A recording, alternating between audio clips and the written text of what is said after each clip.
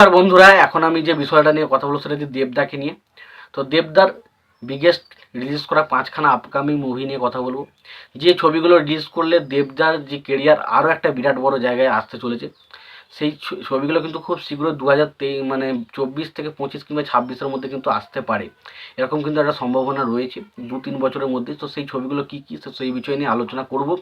তো তার আগে প্রত্যেকটা বন্ধুকে অনুরোধ করে রাখবো, যদি চ্যানেলটায় নতুন হয়ে থাকেন অবশ্যই চ্যানেলটি সাবস্ক্রাইব করে নেবেন, আর যদি ভিডিওটি পছন্দ হয় অবশ্যই ভিডিওতে লাইক কমেন্ট শেয়ার করবেন। তো 5খানা ছবির কথা বলে প্রথম যে ছবিটার কথা নিয়ে আমি কথা বলবো সেটা হচ্ছে টেক্কা। তো আমরা সবাই জানি এবছর দুর্গাপুজোয় সৃজিত মুখার্জি এবং দেবদার একটা ছবি আসছে যেটার নাম হচ্ছে টেক্কা, এবং এটা স্পেশালি একটা থ্রিলার মুভি হতে চলেছে। তো সৃজিত মুখার্জি এবং দেবদার কম্বিনেশনটা দেখার জন্য আমরা এমনি এক্সাইটেড, তার পাশাপাশি এটা থ্রিলার, এবং আশা করা হচ্ছে সৃজিত মুখার্জি একটা বিরাট নামী একজন ডিরেক্টর, কোনো সন্দেহ নেই, এবং দেবদা মানেই হচ্ছে বক্স অফিস। তো সুতরাং সৃজিত মুখার্জি এবং দেবদা যখনই বক্স অফিসে আসবে ছবিটা, টেক্কা ছবিটা নিয়ে, তো সেই ছবিটা বক্স অফিসে আগুন লাগিয়ে দেবে, এটা ধরাই যায়।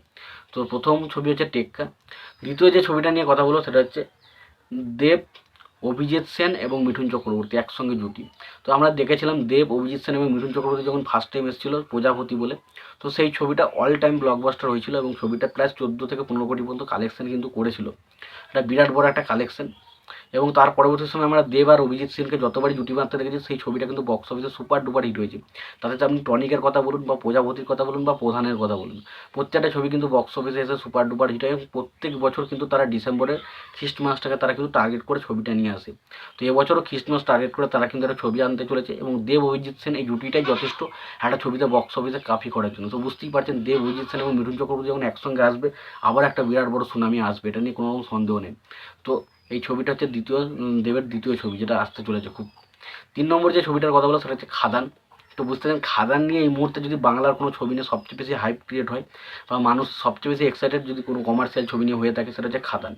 তার কারণ খাদানের যে ক্যারেক্টারগুলো বলা হচ্ছে বা যেভাবে যেগুলো দেখা হচ্ছে সেটা দারুণ, এবং তার পাশাপাশি যিশু সেনগুপ্ত এবং দেবের যে ক্যারেক্টারটা সেটা বিভিন্ন রকম এস্টাবলিশ করা হচ্ছে, এবং তার পাশাপাশি জানা যাচ্ছে এই ছবিতে বলিউডের অ্যাক্টর থাকতে চলেছে, এবং এটাও মনে করা হচ্ছে যে বাংলাতে যে ধরনের কমার্শিয়াল ছবি এটা কিন্তু ওর থেকে অনেকটা বেটার এবং অনেকটা আলাদা, এবং একটা স্পেশালি আমরা দেবকে এতদিন ধরে যেভাবে চিনে এসেছিলাম, তো সেই মাস অবতারে কিন্তু আমরা দেবকে পুরোপুরিভাবে পেতে চলেছি খাদানের মাধ্যমে।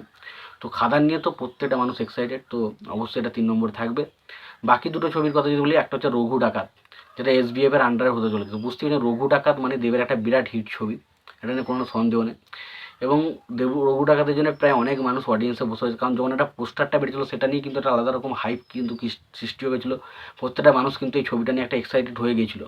তো সেই ছবিটা এবং পাশাপাশি যখন SBF এবং দেব যখন একসঙ্গে আবারও একটা ছুটিতে জুটি নিয়ে আসবে, তখন বুঝতেই পারছেন সেই ছবিটার কালেকশন কোথায় যাবে। কারণ একটা টাইম দেব এবং SBF এর আন্ডারে যতগুলো ছবি নিয়েছিল সেই ছবিগুলো বক্স অফিসে ট্রিমেন্ডাস বক্স অফিস করতো। তো সেই জুটিটা আবার যখন SBF এবং দেব জুটিটা যখন ফিরবে, তো সেই জুটিটা অবশ্যই বক্স অফিসে একটা আলাদা রকম আলোড়ন সৃষ্টি করবে। অবশ্যই 4 নম্বরে এটা। এবং 5 নম্বরে এবার যে ছবিটা নিয়ে কথা বলবো, সেই ছবিটা দেখুন অ্যাকচুয়ালি এই ছবিটা 5 নম্বর ছবি হবে কি না সেটা নিয়ে সন্দেহ অনেক রকম রয়েছে, তবে কানাখুশো থেকে আপডেটটা আসছে। অনেকে বলছে শঙ্কর 3 বা চাঁদের পাহাড় 3 যেটা কথা বলছো সেইটা, অথবা আমার যেটা মনে হয় দেব বা জিতের সাথে একটা ছবি আসার কথা, এরকম একটা আভাস কিন্তু আমরা পেয়েছিলাম রুক্মিণীর কথাবার্তাতে, সেটাও কিন্তু হতে পারে। তো সেরকম কিছু একটা হতে পারে। তো এই দুটোর মধ্যে যে কোনো একটা হয়তো আসতে পারে বা নাও আসতে পারে, কিন্তু এটা এই দুটোর মধ্যে একটা এলে আমি খুব বেশি খুশি হব।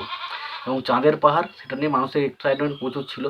তো একটা টাইম চাঁদের পাহাড় যখন চাঁদের পাহাড় এসেছিলো সব ছবির বক্স অফিসের রেকর্ডকে ব্রেক করে সে 1 নম্বরে যায়, এবং পরবর্তী সময় আমরা যখন অ্যামাজন অভিযানটা দেখি সেটাও কিন্তু সব ছবির রেকর্ডকে ব্রেক করে দেয়, এবং দেখা যায় থার্ড পার্টটা কোন বিষয়টাকে নিয়ে তৈরি হয়, এবং সেই ছবিটা কি অ্যামাজন অভিযানের যে রেকর্ডটা রয়েছে সেটাকে ব্রেক করতে পারে, সেটা দেখার মতো বিষয় হবে। এবং ছবিটা আলটিমেট পরবর্তী সময় দেবের হয় কিনা সেটাও দেখার মতো বিষয় হবে।